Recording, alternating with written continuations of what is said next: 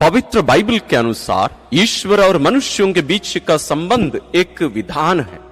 एक विधान दो व्यक्तियों को एक बना देता है, जैसे विवाह में होता है। उसी प्रकार ईश्वर चाहता है कि हम मनुष्य उनके साथ एक हो जाए, मानव परिवार और ईश्वरीय परिवार एक हो जाए। यही ईश्वर की इच्छा है। इसको अलग अलग रीति से ईश्वर प्रभु यीशु के द्वारा संपन्न किए और आज पवित्र आत्मा के द्वारा पवित्र कैथोलिक कलीसिया के सेवा कार्य के द्वारा इसको संपन्न करते हैं। आज की साधना में हम इसी महान रहस्य पर मनन करने वाले हैं कि आप ईश्वर और मनुष्यों के बीच जैसे पवित्र बाइबल में प्रकट किया गया है, जो संबंध ईश्वर हमसे स्थापित करना चाहते हैं, क्या इसको आप पूर्ण रूप से जानना और समझना और आत्मसार करके जीना चाहते हैं? तो आज की साधना में पूर्ण रूप से भाग लेने की कोशिश करिए। आइए हम अपने आप को तैयार कर लें। अपना पवित्र बाइबल, अपनी डायरी, पेन, पेंसिल सब ले लीजिए और अपना निर्धारित स्थान पर जाकर बैठ जाइए। अपनी आंखें बंद कर लीजिए और अपने आप को ईश्वर की उपस्थिति में रखिए। ये सबसे निर्णायक एक कार्य है हमारे लिए। इसको पूरा करने की कोशिश करिए। आइए हम प्रारंभ करें। पिता और पुत्र और पवित्र आत्मा के नाम पर आमीन। हे परम पावन दयालु पिता, हम तेरी स्तुति और आराधना करते हैं, तेरी महिमा गाते हैं, तेरा जय जयकार करते हैं, तुझे धन्यवाद देते हैं प्यारे पिता, क्योंकि तू हम निरे मनुष्यों से ये चाहता है कि हम तेरे साथ एक हो जाएं। तू हमारे साथ अपना विधान स्थापित किया है। अपने पुत्र के शरीर से ही तूने यह विधान स्थापित कर लिया। उसकी पूर्णता पवित्र क्रूस पर अपने आप को बलि चढ़ाकर तेरे पुत्र ने पूरा किया। और आज भी हम सबों को उस विधान में सहभागी बनाने के लिए पवित्र यूकरिस्तीय संस्कार के द्वारा हमारे शरीर में प्रवेश कर हमें तेरे साथ एक कर देते हैं। हम इस महान रहस्य के लिए, हमारे लिए तेरी इस योजना के लिए, इस कार्य के लिए धन्यवाद देते हुए तुझसे प्रार्थना करते हैं पिता, हमें अपनी योजना में पूर्ण रूप से दृढ़ रहने और तेरी इच्छा अनुसार पूर्ण रूप से जीने और तुझसे पूर्ण रूप से एक हो जाने की कृपा हमें प्रदान कर। हे पवित्र आत्मा ईश्वर, तेरे माध्यम से ही, तेरे द्वारा ही पिता हमें प्रभु यीशु के साथ एक करते हैं। हमें कृपा दे कि हम अपने शरीर को, अपने मन को, अपने जीवन को पूर्ण रूप से पवित्र रख सके और अपने आप को पूर्ण रूप से तेरे हाथों में देकर तेरी इच्छा अनुसार जी सके। हे प्रभु यीशु ख्रिस्त, हम तुझे धन्यवाद देते हैं तेरे संपूर्ण जीवन, दुख भोग, मृत्यु और पुनरुत्थान के लिए, विशेष रूप से पवित्र यूकरिस्तीय संस्कार के लिए, जिसके द्वारा तू हमें अपना शरीर और रक्त देकर हमें अपने शरीर के साथ अपने साथ एक कर लेता है। हे प्रभु, हमें कृपा दे कि हम आज की साधना में पूर्ण रूप से मन लगाकर पूरे दिल से इसमें सहभागी हो सके, ताकि इस महान रहस्य को तुझसे सीख कर इन बातों को आत्मसार कर सके और तेरी इच्छा अनुसार जी सके। एक हमारी प्यारी मां मरियम, तेरे शरीर में ही यह विधान हो चुका था, ईश्वर मनुष्य बने, ईश्वर मनुष्य का शरीर धारण करके हमारे साथ एक हो गए थे। मां, हमें भी सिखा, हमारे साथ चल, ताकि हम इस महान कार्य में ईश्वर का साथ दे सके। ये सभी संतों, स्वर्गदूतों, हमारा साथ दीजिए। हम ये प्रार्थना करते हैं अपने प्रभु क्रिस्त के द्वारा, आमीन। आज की साधना के लिए जो पाठ हम लिए हैं वो है संत मत्ती रचित सुसमाचार अध्याय 26 पद संख्या 26 से 35 तक। The gospel according to Saint Matthew chapter 26 verses from 26 to 35। उनके भोजन करते समय यीशु ने रोटी ले ली और धन्यवाद की प्रार्थना पढ़ने के बाद उसे तोड़ा और यह कहते हुए शिष्यों को दिया, ले लो और खाओ, यह मेरा शरीर है। तब उन्होंने प्याला लेकर धन्यवाद की प्रार्थना पढ़ी और यह कहते हुए उसे शिष्यों को दिया, तुम सब इसमें से पियो, क्योंकि यह मेरा रक्त है, विधान का रक्त, जो बहुतों की पाप क्षमा के लिए बहाया जा रहा है। मैं तुम लोगों से कहता हूं, जब तक मैं अपने पिता के राज्य में तुम्हारे साथ नवीन रस ना पी लूं, तब तक मैं दाख का यह रस फिर नहीं पीऊंगा। भजन गाने के बाद वे जैतून पहाड़ चल दिए। उस समय ईसा ने उनसे कहा, इसी रात को तुम सब मेरे कारण विचलित हो जाओगे, क्योंकि यह लिखा है, मैं चरवाहे को मारूंगा और झुंड की भेड़ें तितर बितर हो जाएंगी। किंतु अपने पुनरुत्थान के बाद मैं तुम लोगों से पहले गलीलिया जाऊंगा। इस पर पेतरुस ने ईसा से कहा, आपके कारण चाहे सभी विचलित हो जाए, किंतु मैं कभी विचलित नहीं होऊंगा। ईसा ने उससे उत्तर दिया, मैं तुमसे यह कहता हूं, इसी रात को मुर्गे के बांग देने से पहले ही तुम मुझे 3 बार अस्वीकार करोगे। पेतरुस ने उनसे कहा, मुझे आपके साथ चाहे मरना ही क्यों ना पड़े, मैं आपको कभी अस्वीकार नहीं करूंगा। और सभी शिष्यों ने यही कहा।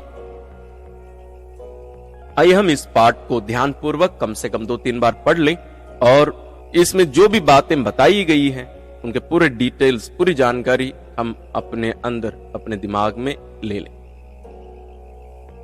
आइए हम साधना के प्रथम चरण में प्रवेश करते हैं, मनन चिंतन।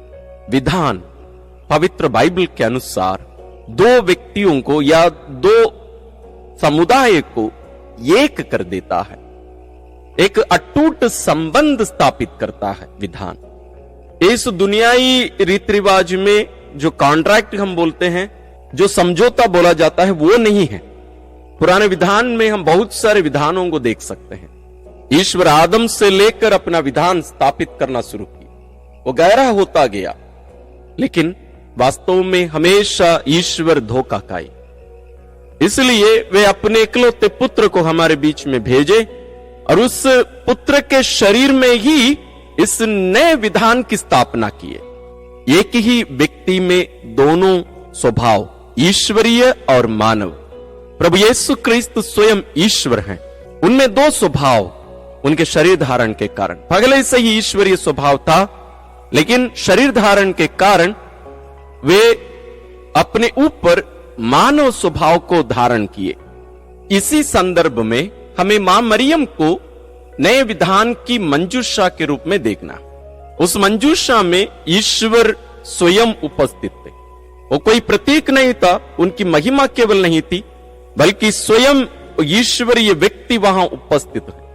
उस व्यक्ति में दोनों स्वभाव, पहले से ईश्वरीय स्वभाव, अब शरीर धारण के कारण मानव स्वभाव भी उनमें एक हो गया। तो अब एक ही व्यक्ति में दोनों स्वभाव, एक अटूट संबंध प्रभु यीशु में पिता ईश्वर स्थापित किए। यही है वो विधान। इसलिए मरियम को विधान की मंजूषा कहा जाता है। विधान को हम समझने के लिए विवाह को ले सकते हैं, शादी को। शादी में 2 व्यक्ति, एक पुरुष और एक स्त्री, दोनों का स्वभाव जरूर मानव स्वभाव है, लेकिन उनका जो गुण है दोनों विपरीत है। पुरुष और स्त्री दोनों मनुष्य हैं, लेकिन वास्तव में दोनों एक समान नहीं है। हम भले बराबर की बात कर लें, लेकिन बराबर हो नहीं सकते हैं। ना केवल शारीरिक रूप से, मानसिक रूप से भी दोनों अलग हैं। लेकिन ये 2 व्यक्ति ईश्वर द्वारा एक कर दिए जाते हैं। ईश्वर कहते हैं अब ये 2 नहीं बल्कि एक शरीर है। एक व्यक्ति नहीं कहते हैं, एक शरीर है। वास्तव में ये एक प्रतीक के रूप में, एक उदाहरण के रूप में हम ले सकते हैं। पुराने विधान में भी हम देखते हैं कि ईश्वर अलग अलग लोगों के माध्यम से इस्राएलियों के साथ विधान किए। एक सबसे महत्वपूर्ण विधान है अब्राहम के साथ ईश्वर का विधान। वो कथना के रूप में उनके शरीर में रहता है। उसके बाद हम देखते हैं मूसा के द्वारा ईश्वर सिनाई पर्वत पर उनके साथ विधान किए। उस विधान में बलि चढ़ाया गया था, जानवर सब। उस बलि रक्त को लेकर बलिवेदी पर और लोगों के ऊपर छिड़काया गया था। वो एक प्रतीक था। और वहां हम देखते हैं कि विधान में नियम दिए जाते हैं। हर विधान में आप कोई भी विधान लीजिए, वहां नियम कानून दिए जाते हैं, और उन नियमों का पालन करने के कारण या उसके द्वारा मनुष्यों को कुछ उपहार दिया जाता था। जैसे मूसा के द्वारा ईश्वर इसराइलियों के साथ जो विधान किए, उसका नतीजा, उसका इफेक्ट क्या है? इसराइली ईश्वर की निजी प्रजा कहलाएगी और ईश्वर इसराइलियों के निजी ईश्वर कहलाएगा। वे कहते हैं कि इसराइली या इसराइल मेरी पत्नी है, मैं उसका पति हूं। ये सब शब्द ईश्वर प्रयोग करते हैं, लेकिन यह सब विधान वास्तव में इसराइलियों के द्वारा भंग कर दिया गया। वे इसके विरुद्ध गए, इसलिए ईश्वर इसराइलियों को वेश्या कहकर बुलाते हैं। इस संदर्भ में उन बातों को हमें देखने की जरूरत है। लेकिन ईश्वर नबी यिर्मयाह के द्वारा एक भविष्यवाणी किए थे, मैं तुम्हारे साथ एक नया विधान करूंगा। वो विधान पुराने विधानों के समान नहीं। मैं अपने विधानों को पाटियों पर लिखकर तुम्हें नहीं दूंगा, बल्कि तुम्हारे हृदयों पर मैं उसको अंकित करूंगा। मैं वहां तुम्हारे हृदय पर मैं उसको लिखूंगा। हमारे हृदय पर ईश्वर का विधान लिखा गया। यिर्मयाह का ग्रंथ अध्याय 31 पद संख्या 31 में हम इसको पढ़ सकते हैं। इसी संदर्भ में हमें नए विधान को देखने की जरूरत है। और आज का जो पाठ हम लिए, इस पाठ को यदि आप पूरा इस अध्याय को पढ़ेंगे, आप देखेंगे कि संत मत्ती इस नए विधान की स्थापना को, जो पवित्र यूकरिस्तीय बलिदान की स्थापना के द्वारा प्रभु यीशु वहां कर रहे थे, उस संदर्भ में देखें तो इसके बाद में हम तुरंत देखते हैं यूदस और पेतरुस प्रभु यीशु को धोखा देते हैं। लेकिन यह नया विधान है, एक अटूट संबंध ईश्वर मनुष्यों के साथ जोड़ रहे थे, लेकिन ईश्वर पीछे हटने का नाम नहीं लेते। वे कहते हैं कि अभी मैं वैसे पीछे हटूंगा नहीं, मैं आगे बढ़ते जाऊंगा। क्योंकि पुराने विधानों में ईश्वर बलि पशुओं के द्वारा या जानवरों के रक्त द्वारा यह विधान की स्थापना किया करते थे, लेकिन नए विधान में अपने इकलौते पुत्र के रक्त द्वारा इसकी स्थापना किए। तो यहां ईश्वर पीछे हट नहीं सकते।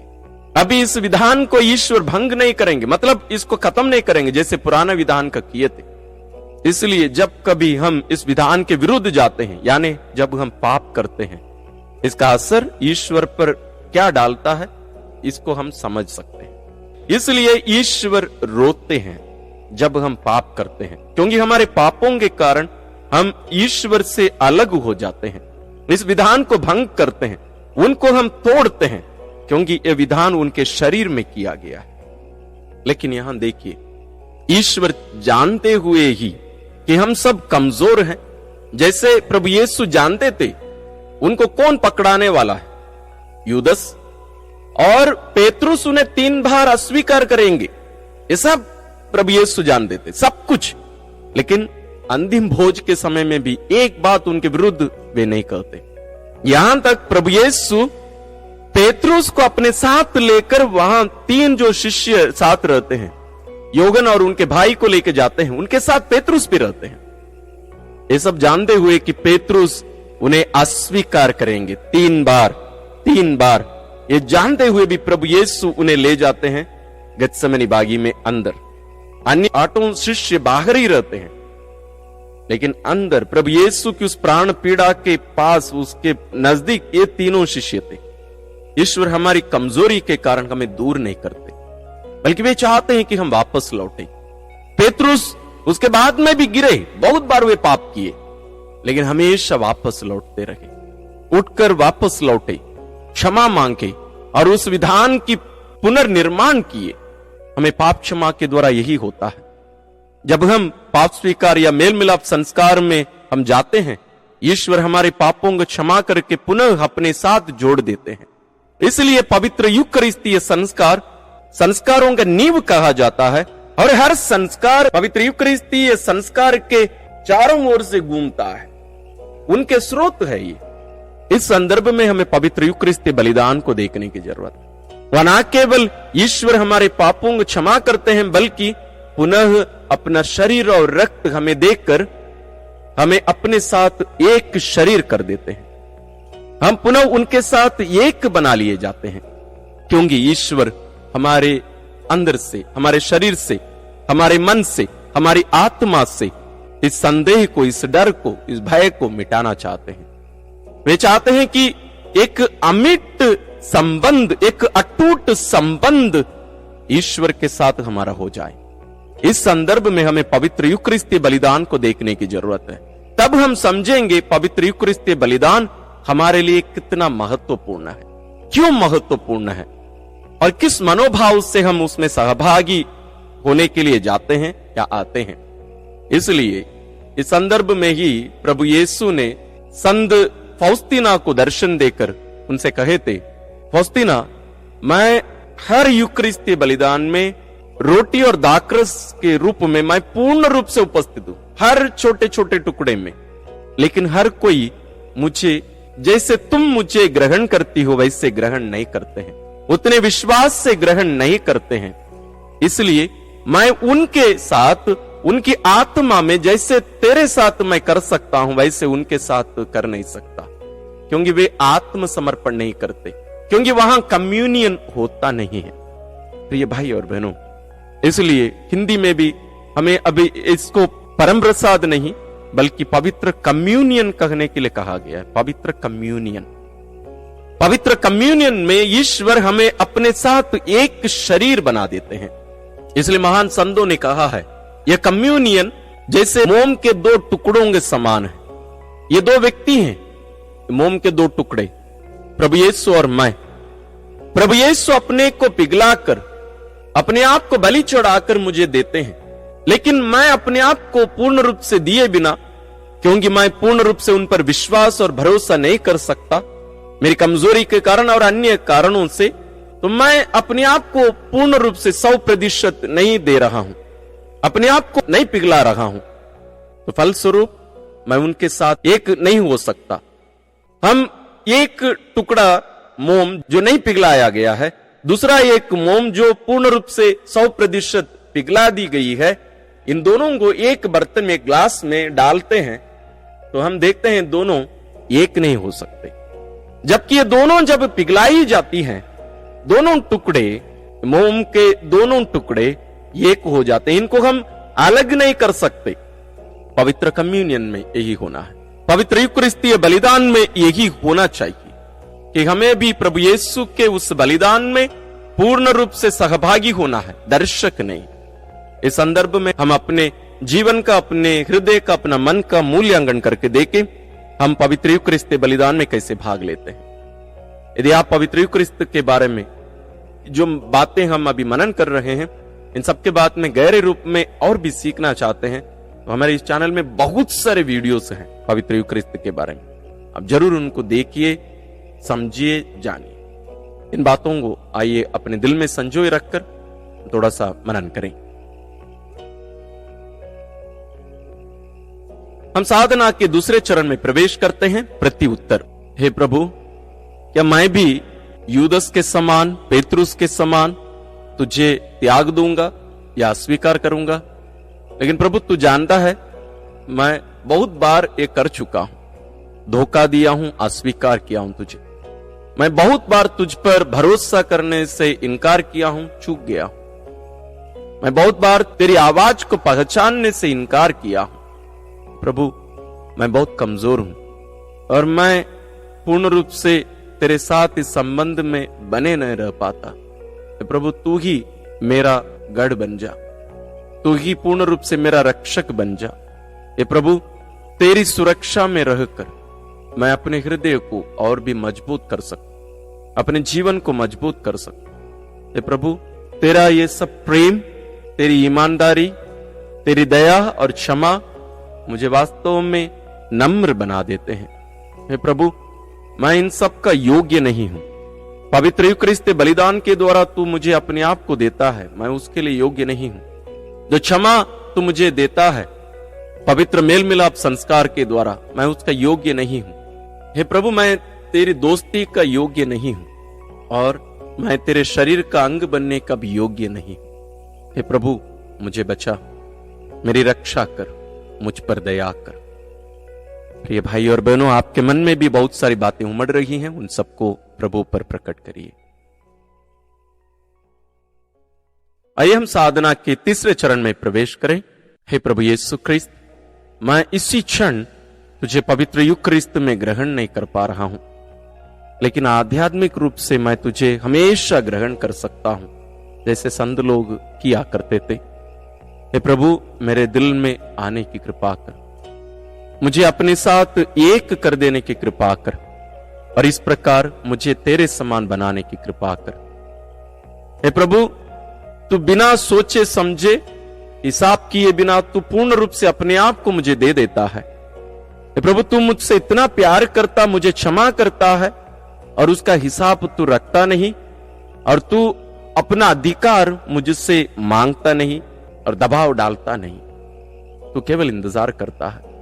हे प्रभु, मैं देने के लिए, क्षमा करने के लिए बहुत ढीलापन करता हूं, बहुत कमजोर हूं, लेकिन प्रभु मैं जानता हूं तेरे साथ मैं सब कुछ कर सकता हूं।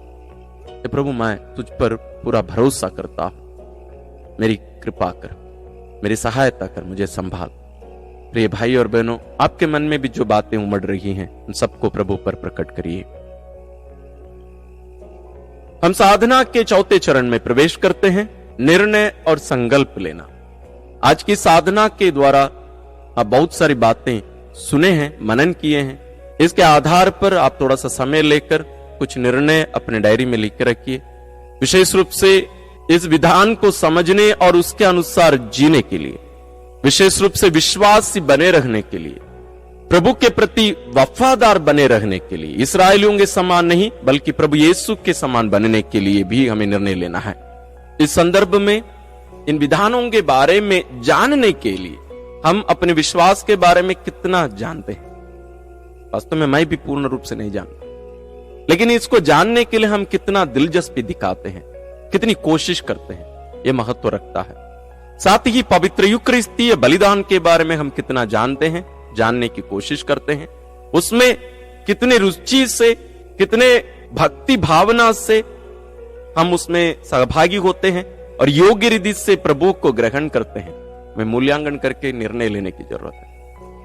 इनसे जुड़ी और भी बहुत सारी बातें हो सकती हैं जो आपके मन में आई हैं, उन सबको अपनी डायरी में लिखिए, और आइए इन सभी बातों को पिता के पास ले जाकर हम प्रार्थना करेंगे। हम प्रार्थना करें। हे परम पावन दयालु पिता, हम तेरी आराधना करते हैं, तेरी स्तुति करते हैं, तेरी महिमा गाते हैं, तुझे धन्यवाद देते हैं प्यारे पिता आज के इस विशेष अवसर के लिए कि तू हमें अपने पास एकत्रित करके अपने सानिध्य में लाकर हमें जो विधान तू हमारे साथ किया है अपने पुत्र के द्वारा, उसके बारे में तूने हमें शिक्षा दी है। आज हमें कृपा दीजिए कि हम इस पर आधारित जीवन हम जी सके, हम हमेशा वफादार बने रहने की कृपा हमें प्रदान कर। हे पवित्र आत्मा ईश्वर, तेरे द्वारा ही पिता हमें प्रभु यीशु के साथ कलम किए हैं, जोड़ दिए हैं। हमें कृपा दे कि हम सदैव तेरे साथ बने रह सके, तेरी आवाज हम सुनकर तेरी इच्छा पूरी कर सके। हे प्रभु यीशु ख्रिस्त, हम सबों को तूने अपने शरीर में एक कर लिया है। हमें कृपा दे कि हम अपने व्यक्तिगत जीवन, पारिवारिक जीवन और कलीसियाई जीवन के द्वारा हम एक शरीर बने रहकर हमारे आपस में, हमारे बीच में एकता का प्रमाण, उस शरीर का, कलीसिया का प्रमाण हम दे सके। हमारे बीच में आपसी लड़ाई झगड़ा को दूर करके हमें एक बनाने की कृपा कर। हे प्रभु यीशु, हमें कृपा दे कि हम विशेष रूप से पवित्र यूकरिस्तीय बलिदान को अपने जीवन में उचित स्थान दे सके और तुझे हमारे जीवन में पाकर हम पूर्ण रूप से तेरे लिए जीने की भी कृपा हमें मिले। एक हमारी प्यारी मां मरियम हमारे लिए प्रार्थना करते रह, हमारा साथ देते रह। सभी संतों, स्वर्गदूतों हमारे लिए प्रार्थना कीजिए। हमें प्रार्थना करते हैं अपने प्रभु क्रिस्त के द्वारा, आमीन। प्रिय भाई और बहनों, प्रभु यीशु के साथ मिलकर, उनके शरीर के अंग बनकर इस नए विधान में हम उनका साथ बने रहकर आनंद के मार्ग पर, प्रेम के मार्ग पर, जीवन के मार्ग पर हम आगे बढ़ते रहें। ईश्वर आप सबों को विशेष आशीष और अनुग्रह प्रदान करें।